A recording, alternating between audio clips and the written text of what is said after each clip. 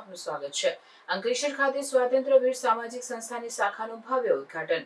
વીર સાવરકરના વિચારોને જન જન સુધી પહોંચાડવાનો સંકલ્પ। અંકલેશ્વર શહેરમાં સ્વાતંત્ર્ય વીર સામાજિક સંસ્થાની શાખાનું ઉદ્ઘાટન ઉત્સાહભેર યોજાયું। આ પ્રસંગે સંસ્થાના સંસ્થાપક અધ્યક્ષ શ્રીનિવાસ કુલકર્ણી વિશેષ ઉપસ્થિત રહ્યા અને વીર સાવરકરના વિસ્મૃત વિચારોને સમાજ સુધી પહોંચાડવાનો સંદેશ આપ્યો। શ્રી કુલકર્ણીએ પોતાના ઉદ્ઘાટન ભાષણમાં જણાવ્યું કે અમે આ શાખા દ્વારા વિસરી દેવામાં આવેલા વીર સાવરકરના રાષ્ટ્રીય વિચારોને ફરીથી યુવા પેઢી સમક્ષ જીવંત કરવાનો પ્રયાસ કરીશું। સાથે જ હિન્દુ સંગઠનોને સંગઠિત કરવા દિશામાં કાર્યરત રહીશું। આ કાર્યક્રમમાં અંકલેશ્વર શહેર શાખાના અધ્યક્ષ તરીકે શ્રીકાંત સમરેની નિમણૂક જાહેર કરવામાં આવે।